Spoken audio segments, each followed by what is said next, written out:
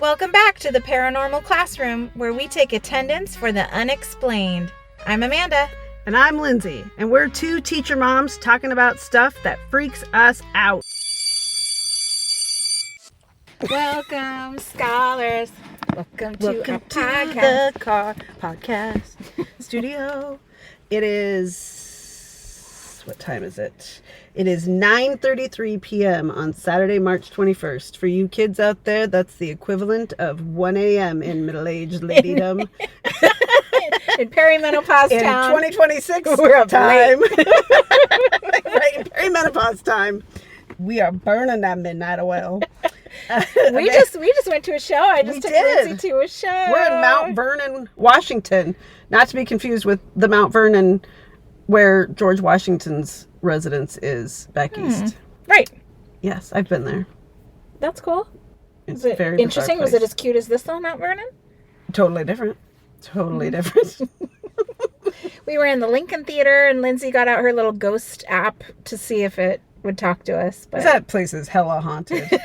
It has to be. And there was a fire at one point. The guy next to me, Mr. Popcorn, I like to call him. Oh my gosh, he offered you popcorn like 6 times. He was very insistent on me taking his popcorn. And I was like, I'm not taking your popcorn. You need to save that for someone special. He also had no teeth. And no beverage. I was more concerned about the no beverage part. I'm like, who eats popcorn? What madman eats popcorn without a beverage of any kind? And then he disappeared.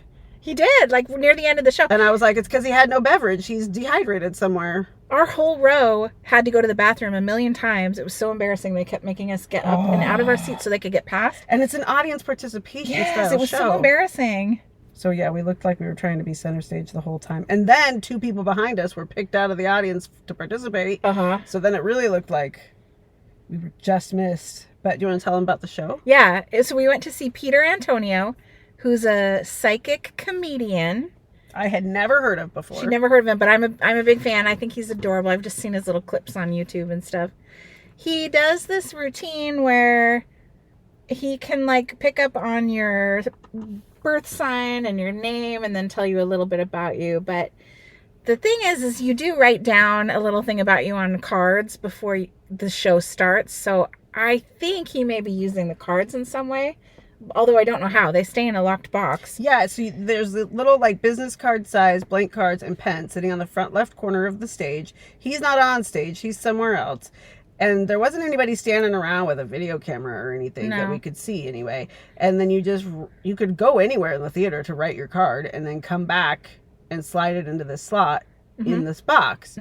That stayed locked on the front of the stage the whole time. And Amanda kind of picked it up and slid it around to see if I there was picked an it up. There was opening no in the like bottom. hole in the stage where it drops I don't know down. how, unless there was some weird sleight of hand at some point where we got distracted and somebody swapped the boxes and brought them back, but then when I had my eye on the box you did. constantly. Oh, there could have been a camera inside the box.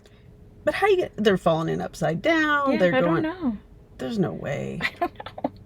Maybe if enough people put cards in, enough of them swing past the camera to. We would have seen get a clip. light from inside that There was slot. no light inside the slot. There would have had to been a light to see inside that box. I really don't know, but he's so darling. He's from England. He's got Great this accent. big beard, and he's so charming. Like he really was a comedian. He really was funny. Charming is a good way to describe him. I think he's adorable. Lot of Peter audience Antonio, if you're participation. watching, you're adorable human. Probably not watching, seeing as how it's Oh yeah. a words only podcast. We're not on Netflix yet, Amanda. Well, we saw some amazing feats of psychicdom, but I also am a little suspect at the same time. Which so you I don't- should be. We should always be Yeah. a little, what's not cynical, what's the word? Skeptical. Yeah. Healthy skepticism is wise, always. But let's say he did know everything that was on the card, right? He gave great therapeutic advice. As someone with a degree in therapy, as both of us appreciate good therapy and good advice, life advice, every single person who was seeking some kind of advice, which was most of them, only a couple were just silly stories. Yeah. I think he gave very sound, solid advice to them. Yeah, he seems, yes. I agreed with everything he suggested to them, and it was wisdom. He was sharing wisdom, if not psychic powers, and maybe both. So, and then he did a really cool math, I won't say trick, but it could have been a trick. It could have been a just mental math, something. He could have had someone in his ear help guiding the process. But here's what he did. He asked 3 different people. He threw frisbees into the audience. 3 people caught the frisbees. They all stand up. He asked the first person for a special year that meant year he was born, 1975. Then he asked the next person just a year of importance in their life. Don't explain why, just give a year. She said 2020. The third person, he said, just give me 7 digits, random, whatever. So she gave, 23 million something. And then he had somebody else come up and do like a truly random number where they just blindly punched numbers onto his phone calculator app, and everyone in the audience has their phone calculator app out and is following along, entering this in. So first number 1975 times 2020 plus 23 blah blah blah blah blah blah blah, and then was it times again or plus again, plus again that final 8-digit number, and then equals. And I just, because of me being me, I knew some sort of trick or demonstration was coming. So I screenshot it after the equal sign. And then he says, so at this time and place, this group of people will probably never be in the same space again. This was a unique thing. I threw out 3 frisbees. I think we've all seen by my accuracy that that's random, blah, blah, blah. But if you look, the answer is 3/21/26/905. And it was, today's date is March 21st, 2026, and the time on my phone was 9:05 p.m. I don't know how he did that. I don't know either. It was amazing. If anybody out there knows the wizardry behind that, the illusion of that, let me know. Mental illusion or whatever. Pretty cool stuff. So it's my turn to tell a story, and we're sitting here charging Amanda's electric car, and so it's a good time to do that. Pass some time productively, you know how we like to do. So Amanda, I need to tell you about a lake. Okay. Yeah. You did tell me about a lake once. It was the one in Africa, I think, where everyone died around it. I thought you told that story. I think I'm pretty sure you told it. Maybe. I don't remember. Is this the same? It's not the same. It's not the same lake. Just reminding you. The Alzheimer's. You never know. It could be. We're gonna just start telling each other's stories. I think that was in episode 402. No, it wasn't. It was not. Somebody get a fact check. Go back to the records. No, this is a different one. Okay. Also, just this week though, that does remind me, as I read the sentence, I need to tell you about a lake. I sent Amanda and my husband and my daughter a link to an article that someone else had told me about this week. I think it was a Bananas podcast, actually, about the Jason Voorhees statue at the bottom of a lake in, I think it's Minnesota, that is affectionately known as Crystal Lake. It's like its nickname is Crystal Lake.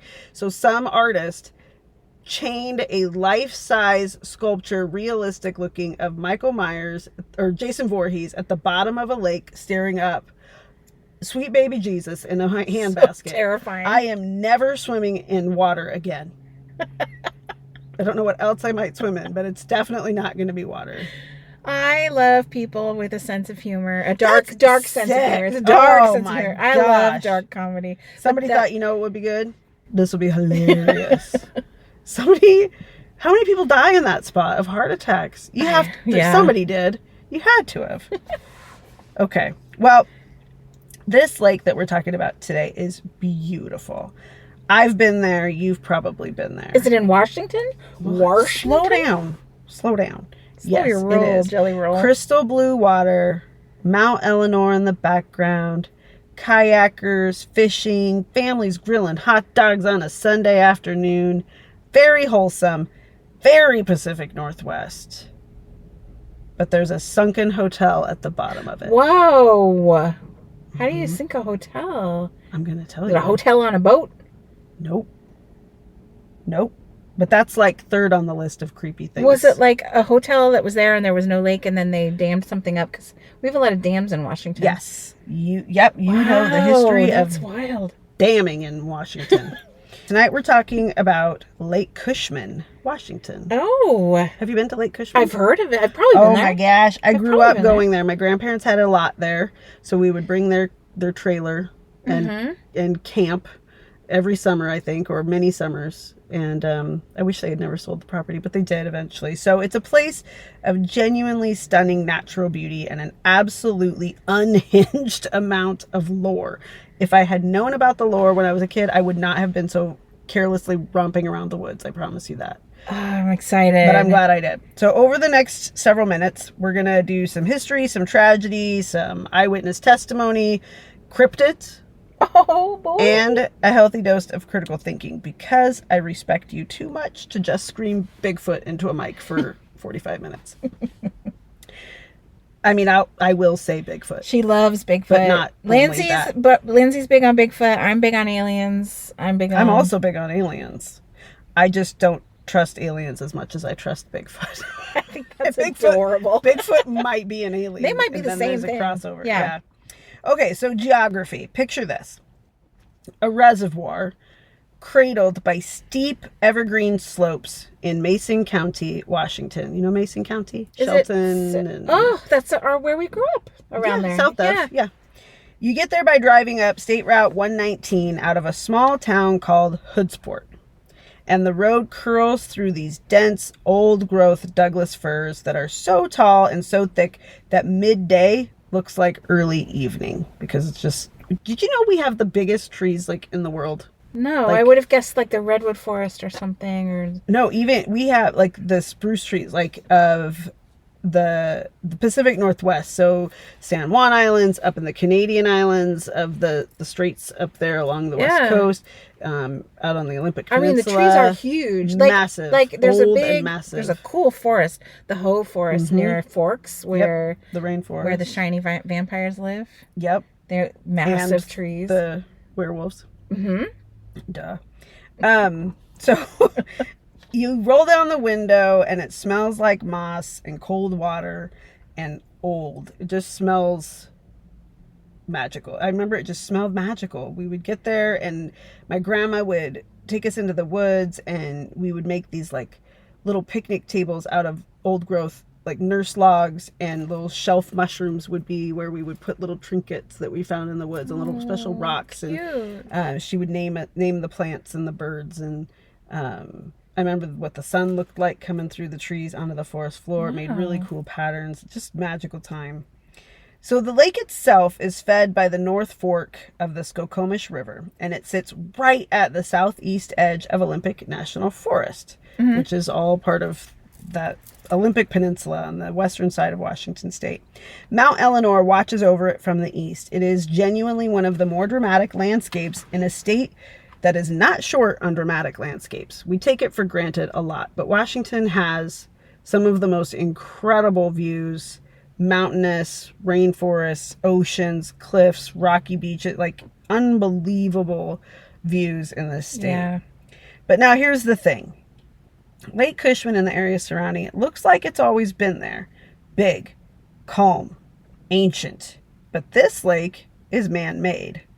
Cushman Dam number 1 started operating in 1926, and when that dam went up, the water level rose dramatically and swallowed the upper river valley whole. Wow. Yes. And then I remember hearing that you could scuba dive amongst treetops.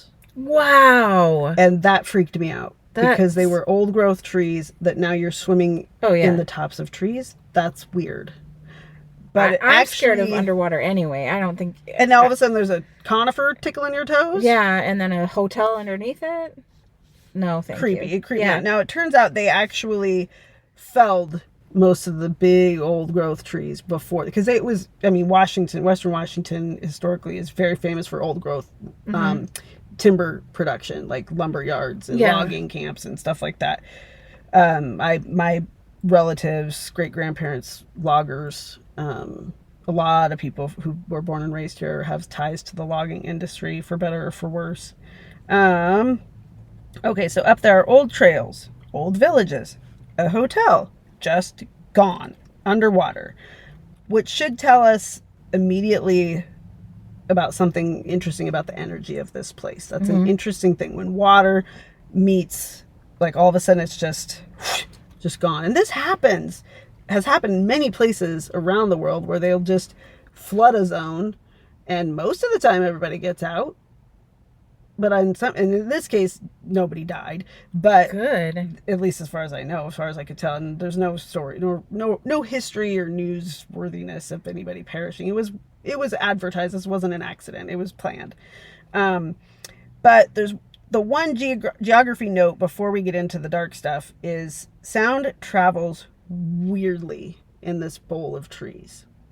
Wind funnels down the slopes. The water reflects noise back at you from strange angles. So the same acoustic quirks that make the lake feel peaceful at noon can make a nighttime soundscape feel like something is circling your campsite. Ooh. So like cougar screams sound different, and anything that happens is going to spiral in this bowl of sound, and so it's hard to know where anything's coming from. Oh, that's not safe for animals. Like, I'm guessing that throws animals off. It certainly throws people off of animals. Yeah. Like, we don't know where they are. Or, I mean, I'm staying in the trailer. There's definitely was never any wandering around at night. But we were left alone a lot. I remember one time we had a camper van, or like just a van, an old Ford or Chevy sort of van. And it had one of those clothing bars, like a tension rod in the back to hang clothes on. And I remember my grandparents and dad telling us, do not hang from that bar, because we were little monkeys, and they just pop off. But we were small, and my sister, my little sister Natalie, hi Nat, daredevil, like you tell her no, that's the first thing she's doing. She had some oppositional defiance in her for sure, and it's what makes her so successful today. But I remember they weren't around, we were left to our own devices, and she's like, guess what I'm doing, and starts swinging. The back doors of the van are open. She gets up in there and she's swinging on it. It breaks. Natalie. She falls chin first onto the gravel, the rocks outside the van. And from what I remember, she split open her chin. That's the worst, because the rocks get all in there, and then it heals up over the rocks. And they were the short, the sharp little gray white rocks. Yeah. And she got in trouble. Not only was she hurt, but she also got in trouble. So that's a bad day. It was a bad day. All right, so. Okay, so keep that sound thing, that circling sound, swirling bowl sound in your back pocket. We're going to come back to that. Before we get to any ghost stories, though, anything paranormal, I need to tell you the real story, because the actual history of Lake Cushman is heavy in a way that puts everything else into context. The Skokomish people, the Tawana peoples, have been living around the Skokomish River and this land for something like 14,000 years, right? We say since time immemorial.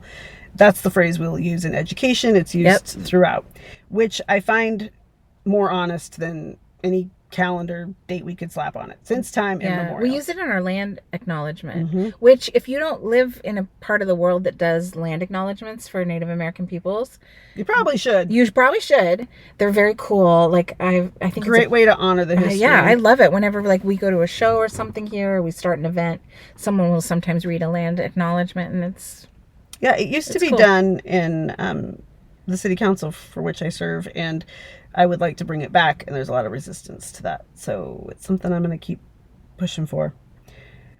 So the Skokomish people fished these waters. They built their lives here. They had a relationship with this place that most of us can't fully imagine. And there are some incredible historical photographs of people fishing these rivers. And then in 1924, Tacoma Power shows up. They need cheap electricity for the city's expansion. And they start building a 275-foot concrete arch dam. That's huge. 275 feet tall or 275 feet tall. Wow. Dam number 1 is completed 2 years later in 1926.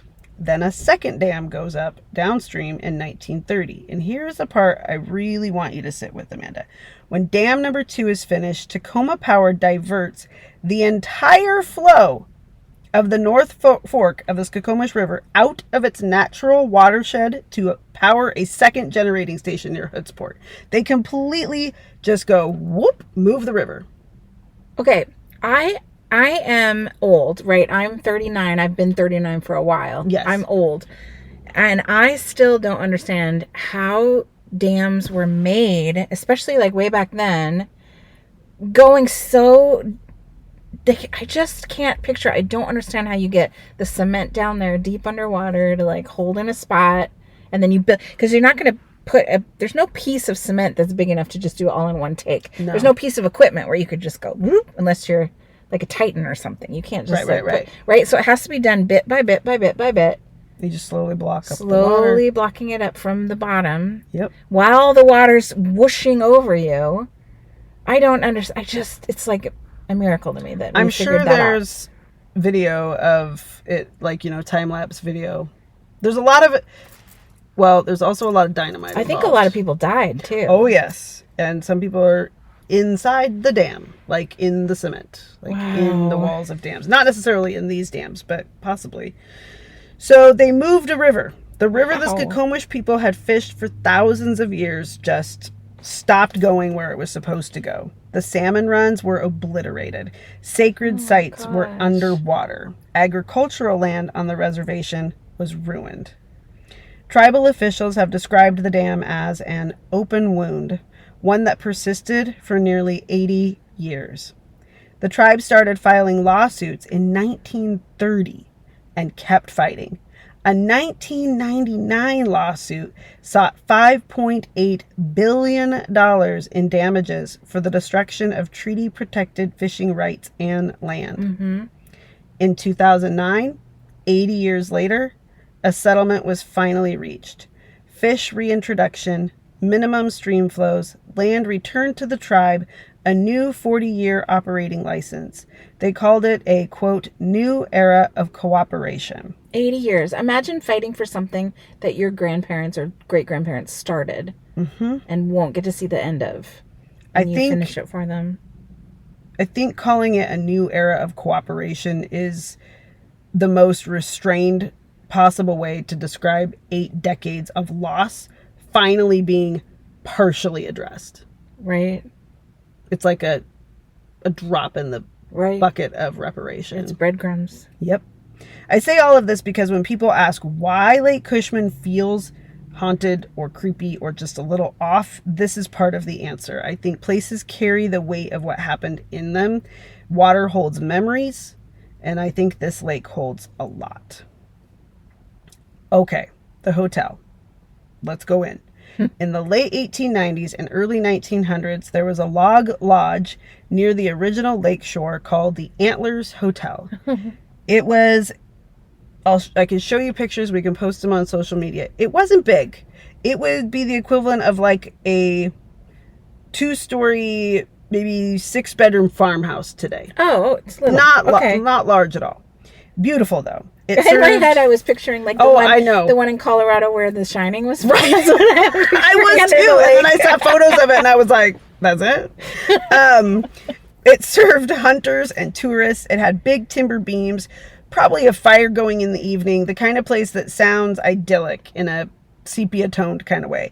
When the dam went up and the water rose through the 1920s, the Antlers went with it. But it became kind of mysterious, and there's actually what it seems to me in my research, again, remember, not an educational podcast, yes, unless you educate us. We don't have a lot of time. We don't have a lot of time, but we do some minimal surface scratching research. And from what I could tell, there's kind of a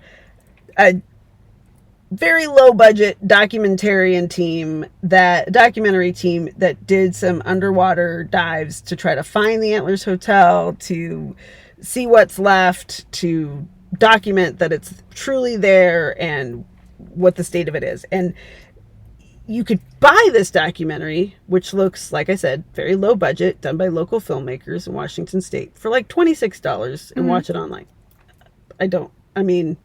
With our great revenue for advertising dollars pouring in, I could easily do that. We don't have advertising dollars rolling in. So I didn't do it. But it's there. This guy, a filmmaker named Dan Warter, actually claims to have gone down there and captured footage. And what he found, or what's left, is rafters, bay windows, the structural bones of a building, sitting in 30 feet of cold, dark, very still water. Wow. Amanda, a lobby underwater.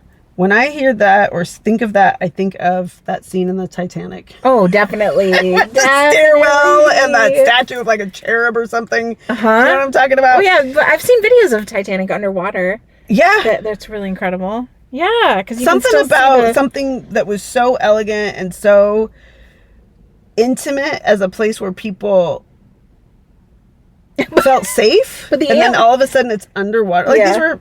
I mean, they're hunters and stuff, but this was their lodge. Like this was where they went at night to get cozy. I'm picturing like a room with dead animals all over the walls, right? Like that's like really awful. And then peanut shells all over the floor, like a like a bar, like a what's that place that Johnny Rockets? No, what's that restaurant called where you get the peanuts and they just throw them on the floor? Roadhouse? Like, yeah, I mean, the way this lodge is described is just a tiny little hunter lodge. It's a backwoods bar with.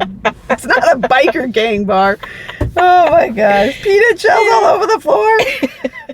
Oh my goodness, this lobby underwater it'll never see another guest. Unless that guest is swimming, I guess. But it messes with my brain. The idea of like swimming through something that you should be walking through freaks me out. I would never want to be like a salvage crew. Like I could never. I would get so turned around, disoriented. I would die. I'd get trapped in some coat closet underwater and that'd be it. I wouldn't be able to right myself. I wouldn't know which way was up. I'm not interested. Did you hear? This is such tangent. I'm sorry, but there's a guy just in the news just this week who's like a respectable person with a professional job. He's like an engineer, an adult, a real adult. He has no history of mental illness, nothing weird. But he claims that dolphins took him and asked him to build them or like designs for an underwater. And it's since been debunked. Shoot! Because I didn't. It's not like I thought it was real in the first place, but I was like. I didn't hear it was debunked. And Gerald was the lead dolphin. Gerald. And Gerald took it. It was totally that Simpsons episode that we talked about in our last episode. He claimed that he was taken by these super cognitive dolphins. Yeah. And they allowed him to breathe underwater somehow. And then he was an architect. And so they forced him into like enslaved renderings. Yeah, so that they could build. The dolphins were going to build it. He just had to design it. And Gerald was the lead guy, the lead dolphin. Strange name for a dolphin. Seems like it should be so much fancier. And then he went back a few times, I think, is the story or whatever. But I've heard that since this guy said this story that it was debunked. I don't know. Well, maybe it never happened at all. Maybe somebody made up this whole thing about somebody else happening. I don't know. Can y'all stop making up paranormal stories because it ruins it for people who really want a real one. Yeah. Stop it. Same thing with everything. Quit hoaxing stuff. Yeah. It totally tarnishes, to put it mildly, the reality that a lot of people face. Like, don't hoax bad things. Don't hoax good things. Like, if you remember somebody telling me, or some wise person said, and somebody else semi-wise repeated it to me, if you always tell the truth, you never have to remember anything. Yeah, that's true. Because the answer might be, I don't know. I don't remember. If that's the truth, then that's the truth. But if you always tell the truth, no matter what it is, you never have to actually remember anything. Because you have to remember your lies. Mm-hmm. You have to remember who you told what. And that never ends well. You always end up looking like a jack. I'm going to unplug this car. So that sounds like a threat. Unplug this car, Lindsay. Nothing will happen to the computer. I think I can keep reading while you drive. Can you keep listening while you drive? Yeah. Can it keep recording? Yeah. It's not dependent on... As long as... Yeah, we can put this down. Is this okay if it's like this? Yeah. Okay. And let me no sharp turns. I'm going to buckle up. Let me get the address to where we're going. Oh, yeah. I got to get my car. You got to get your car back. And you're staying at a hotel. I'm staying at a hotel there. We're having a whole adventure, me and Lindsay, this weekend. It's my daughter's dance competition. She came and met me at the dance competition. Now we're charging my electric car. It's been a good day. Yeah. I'm going to sleep well. So we just filled that for like $10. I am envious of that, driving my giant SUV when gas is $4.95. Oh yeah, and it's gonna keep going up. Alrighty. So this hotel underwater is not technically supernatural, and yet it might be the eeriest image of this whole episode. So if this is the peak, then you might just want to turn off the podcast now. But there are some other things that happen here. There's something about a building that was built, like I've already alluded to this, but something that was built for life, for warmth and noise and people just sitting there in the dark, in the cold, in the silence, and then you might accidentally swim upon it. No thank you. Wave a magic wand of like, here's a list of maybe 8 things that a kindergartner should be able to do. Swimming's in there for me. Yes. Well, I think also there's so many states that have pools. Like when I lived in Vegas, pretty much everybody had a pool. Yeah. You've got to know how to swim. Yeah, we're just surrounded. Lakes are everywhere. Yeah. Lakes, rivers, streams, oceans. Yeah. Anyway, not every state is like that. Again, I think it's something we take for granted around here and we don't spend a lot of time thinking about. I mean, we're driving by water right now. Everywhere you look, there's access to water. Oh, there's so many bridges in Washington. Mm-hmm. Okay. So cold mountain water is not like pool water. It doesn't behave the way your body expects it to. The temperature drop alone can cause involuntary gasping, muscle failure, disorientation. It kills people who are strong swimmers. That's not a ghost story. That's just a physics lesson with devastating consequences. And then there's a disappearance that has never been resolved. A man named Gilbert Gilman, that's his real name, everybody, was last seen at the Staircase Trailhead near Lake Cushman on June 24th, 2006. His car was found parked at the trailhead. A large, thorough search turned up nothing. No trace. No trace. It's sad, but I have heard of people that happening. Yep. They wander off, or they get off trail, or it's usually the elements that take them, the cold. You're not prepared for how cold it is. You get just a little turned around. Or you have an accident. He could have tripped over something. There's so much crud when you're hiking around Washington. Oh my gosh. Like roots, big roots that'll just take your ankle or out. little rock slides. You go on a trail and suddenly you're 150 feet down the mountainside. So cases like this are the lore of campfire stories, but they're real. So someone walked into the woods and was gone. It's just classic. But it's not just stories that people make up. That one's real, and it's still an open case. Gilbert Gilman is still listed as a missing person. Wow. So, quick and sincere PSA before I continue. If you hike near Lake Cushman or anywhere in the Olympics, tell someone your plan. Bring a charged phone, check the weather, and respect every closure sign you see. Don't be a hero. Don't think you can get through that water over the road. Don't think you can get up that one-way narrow logging road by yourself. Like, don't be an idiot. And also don't try to be a hero. Like, just be wise. I have a friend who just broke her leg or her ankle, and if she hears this, sorry I'm telling her story, I won't say her name, but she was just out hiking in the woods and was like 5 miles into the hike with her dog when she tripped and broke her foot pretty bad. Oh my gosh. And just knowing that she did have her phone, she was able to call 911, but you know how long it takes them they didn't helicopter in. They hiked in to get her. They brought a sled. Then they put her on the sled and hauled her out. Like, just imagine how awful it is to have to wait that long. And then on the ride out, it's bumpy and you're in terrible pain. And you're scared. You're scared. And you're probably embarrassed, like, I'm being dragged through the woods on a sled. And just awful. I feel really bad for her. But this is why I don't hike. I don't hike at all. Yeah, it's just better to just not get into nature at all. Just avoid it completely. Man-made surfaces for me, please.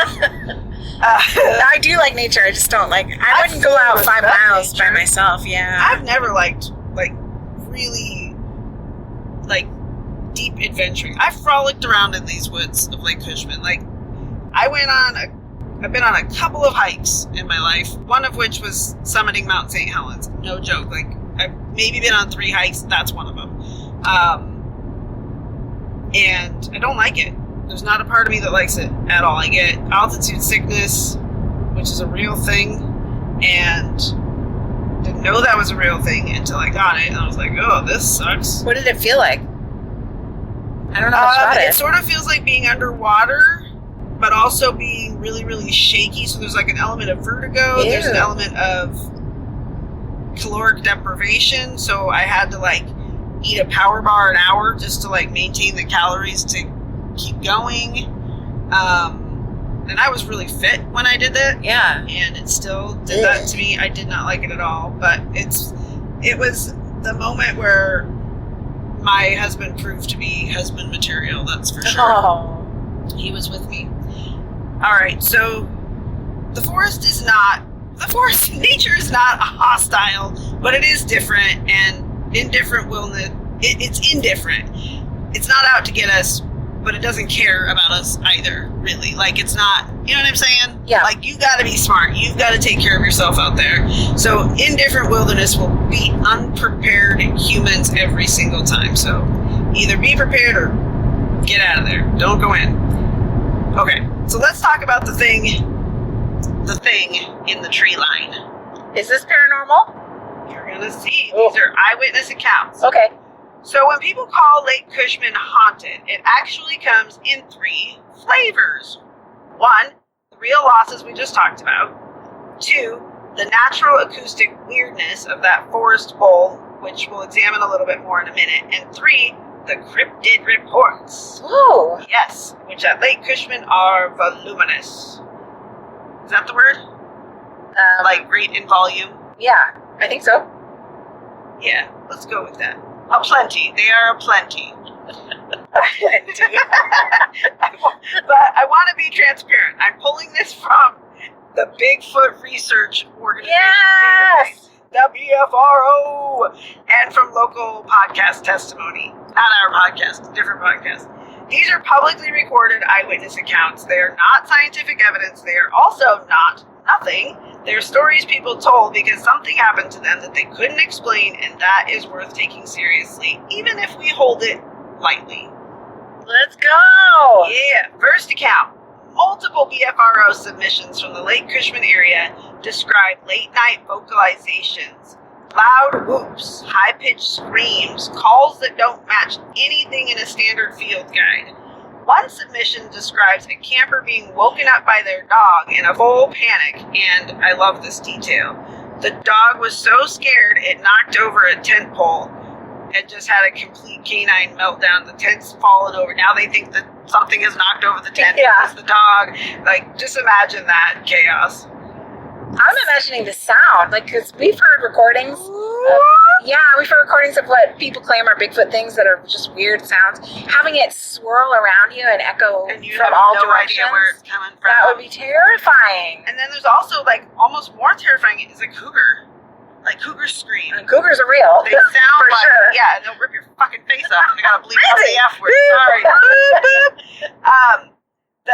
Because they do not play. A cougar will grab you off your bike and pull you by the face into the woods. This is another reason I don't hike. Right. Because we do have cougars here, and they do scare the poop out And of they me. will hunt you. They stalk you and they will hunt you. And we keep taking away these apex predators' territory and hunting grounds and prey. Oh, we've had cougars in my neighborhood. Yeah, same. Yeah.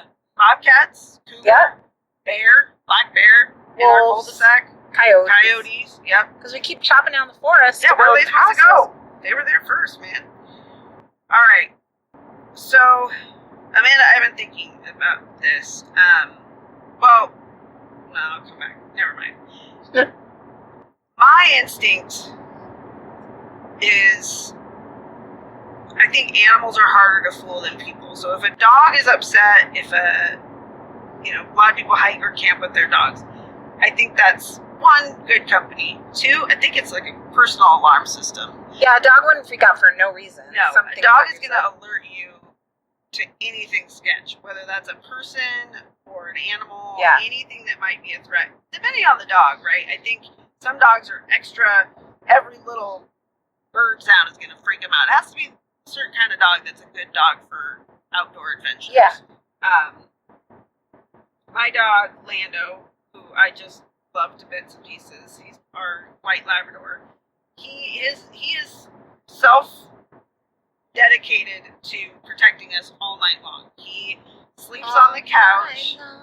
All night long. He sleeps on the couch, facing the window, looking out our big picture window all night, every night. And I tuck him in every night. He gets a pillow under his chin and a blanket over him. And then that's his spot. And anytime anything comes close, I hear this one, there's a certain bark and growl he makes. And I know that means something is up. Now, the something that's up could be the neighbor's cat getting too close to our house. But it could also be a car pulling into the driveway. It could be a person walking along the sidewalk. Like anything within 100 feet of our house, he is on it. And I love that about him. So if I took him into the woods, I wouldn't, first of all. A, I'm not going. B, he's gone. That dog's gone. He's going to get a scent of something and then I've lost him forever. But some dogs are very good at being adventure buddies and protectors out there. Okay, then another report, also from the BFRO, also Lake Cushman area, describes a siren-like sound coming from a foothill late at night. Sustained, high-pitched, not quite animal, not quite human. The submitter was an experienced camper who specifically noted it didn't match coyotes, owls, or any bird that they could identify. That's odd. Yeah. Like a siren. Like a sustained siren. Which wouldn't be an animal because it would have to take a breath. So it's something electronic. That's weird. And then there's the 2006 daytime sighting. A group in a small boat heard what sounded like something large running through shallow water. Oh, yep. I don't know. Heavy, fast footsteps in the shallows, and then looked up and saw a very large bipedal shadow standing in the tree line. There's your boy, Lindsay. That's my boy. Just standing there. Big, still, and then not there anymore. Ooh. Daytime. Daytime, Amanda. That's not crazy. 3 in the morning when your brain is like doing weird things. So they heard it. They turn and look. They see it, but when they see it, it's not moving at all. It's like that freeze game. It's like freeze tag. Yeah. Yeah, and then they see it disappear just right in front of their eyes. Gone. Or it like faded in like Homer Simpson into the bush. Backwards, just whoop, gone. So middle of the day on the water in a boat with other witnesses, more than one. There's also an entire podcast episode from the Bigfoot Society, October 2024, where callers share years worth of encounters from around the lake. Tree knocks, vocalizations, something they call gifting, which is leaving food or shiny objects out near the tree line and finding them gone in the morning. I'm not super sold on that, because of course it's gone. There's a gajillion creatures. Yeah, anything could take it. A crow could take it. Right. A squirrel. I mean, anything's gonna Unless be curious. you leave something big, like a lead pipe. Yeah, did you leave, like, I don't know, did it make a peanut butter and jelly sandwich and then leave behind the knife in the jar? Like, that would be impressive. Yes. But no, it's like rocks and pebbles. Yeah, if you leave a dandelion for it, yeah, your dandelions can be gone. But before you say raccoons, because yes, raccoons exist, but that's like the eternal tension of cryptid research, right? Is like something always takes an offering. The debate is entirely about what, and like we've said 100 times, it's the world needs more magic. It's just fun sometimes to just wonder, could it be something we don't know, something we don't understand, and it's just up for debate. All right, so I fed some ooky spooky stuff, so now I want to think it through with you, because I think that's actually more interesting than just wondering. So we're teachers. I would love to hear more Bigfoot stories too. Like, I really like the one of the person who saw the multiple witnesses. Yes, on the boat. On the boat. I love multiple witness stories. Well, I don't have any more details on that for you right now, but I could come back with more. I just trying to keep this to 45 minutes. Yeah. So, because we're on a timeline budget. I can't edit it down or anything. Human perception is extraordinary and also embarrassingly fallible, especially at night in an unfamiliar environment when you're already primed to be nervous. And when I say you, I mean me. I am already primed to be very nervous. Some people I hear rumor has it, some people are very confident at night in the middle of nowhere. I am not one of those people. Who is that person? Call us. No, don't. Please. I'm not interested. Again, man-made surfaces and people who like man-made surfaces. Swipe left on you, nature types. Our brains are story-making machines. We give it darkness, we give it strange sounds, bada boom, bada bing, little adrenaline, and it will build something, whether or not something is really there. We have to take that into account. But the acoustic situation at Lake Cushman is genuinely unusual. That valley bowl of dense evergreens funnels that wind and reflects the sound off the water in ways that can make a distant animal call seem like it's right next to your tent. Wow. An owl through an echo chamber sounds like a warning from something ancient. A coyote pack at a distance in a reverberant forest sounds like nothing you've heard before. There's also social transmission to consider. One person tells a dramatic story, someone else reads, the classic telephone game. A third person adds another layer. Over years, the lake accumulates a reputation, and that reputation shapes how every subsequent visitor interprets what they experience. Like any haunted house story. They go in assuming this is going to happen or thinking this is going to happen, and maybe it does, maybe it doesn't, or maybe even all that energy of saying it's going to happen actually creates something, right? The egregore principle. And maybe that applies to larger open spaces too. Who knows? So, I want your honest answer here, Amanda. Okay. Does knowing that any of these reports, because I didn't give you a lot of detail, but if you hear that they're all from the BFRO, does that make them feel less convincing? No. Why not?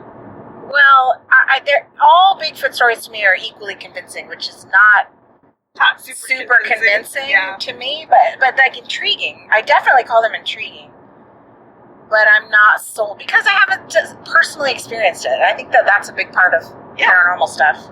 I think that's a big part of belief in anything, right? It's right. Like you can't. I don't think we can operate under that. If I haven't seen it, touched it, experienced it myself, it's not real. I haven't been to outer space and seen Earth from outer space. You're right. I still believe the Earth is round. Yeah. Based on the evidence produced by educated, trustworthy folk. You're exactly right. Centuries, and right? like I haven't had other people's experiences, but I do believe that other people have experiences. Yeah. That are different from mine, and that you're right. You can't just be like. And ultimately, like the truth, if it's something like this, like Bigfoot stories, right? Whether, let's say. Well, let me back up. I'll never know unless I have the experience myself. But the truth is really just between that person and reality. Nobody really knows except that person. No one can know but except that person. And does it really matter? Does it affect my life in any way meaningfully? No. It's not helpful or hurtful if a person tells me a story about Bigfoot and it's real or not. It doesn't affect me. I think it makes life more interesting. More interesting. It's not, is it possible that that's sucking some part of my brain capacity out where reality could fill it and enrich my life more? Maybe. But I don't lose sleep at night going, all these Bigfoot stories sure are taking up a lot of RAM in my is RAM still a thing? Do we still worry about RAM? I don't know. Now we have quantum computers and stuff. I don't know. But I'm not afraid of Bigfoot if Bigfoot is real because all of the stories that I have heard, it hasn't harmed anyone. Even that crazy story we heard of Harold Ostrom or whatever his name was, where he claimed to be kidnapped by a family of Bigfoots. Right. They let him go. Right. So. Yeah. Bigfoot doesn't scare me. Do I want to, come face to face with one? Not really. You do. I think you do. Part of me does. I would like to be on the other side of that happening and have the story. I don't anticipate that with great joy. I'm not out seeking it. I've had opportunities. I still have opportunities to go and do that. Right. I have not jumped on that train because there's a part of me that really believes it is very possible, and that terrifies me. And I don't know if I could relax. I don't know if I could actually go through with it. How would that shift your whole perception of reality if you were one of these people? I don't think you could walk around in the world again ever the same. Everything changes. I think it's when like when people have these experiences, I've met people who've had crazy, weird, trippy, people I trust, trippy experiences. Yeah. Where they have been shown that the reality as we know it is not real. I want to hear that podcast next. Will you do that story? And, sure. I do want to hear that. And I've had a couple of experiences that showed me that reality that we talk about every day as like just static and that's just the way it is not just the way it is. It changes how you walk around in the world. It's why I do this silly podcast. It's why I engage at all in the what ifs of life, because it's not all what ifs to me. Right. And Same. again, the truth is between me and what I experienced, the perception I have of what I experienced, and no one else has that. Mm-hmm. So I can't prove it to anyone. I can't disprove it to myself. It's just, it is what it is, and it shifts you. And I mean, you've had experiences. Yes, I have. So, very weird ones. yeah. It changes you. Which, for me, it just makes me more curious. Way Yes. more curious. I want to hear more people's stories. I want to do more research. I want to keep talking with people who like this stuff. Yeah. Yep. Just more curious. And normalizing the oddity of, like, just normalizing that the world and our brains and the universe and all of its capabilities, all of our capabilities, are still really, as far as we know, infinite. Like, we don't know the full spectrum of reality, the full spectrum of what our brain does and can do and could do. Just glimpses. So occasionally I think we get glimpses into things that science can't explain yet. Yet being the all right. Life is complex. People are complex. Lake Cushman is complex. There's a Bigfoot. There's the lake. There's the history. There's the tribal's history. All of the energy of this land, literally and figuratively, being reshaped and retold over and over and over again, definitely makes Lake Cushman visit worthy.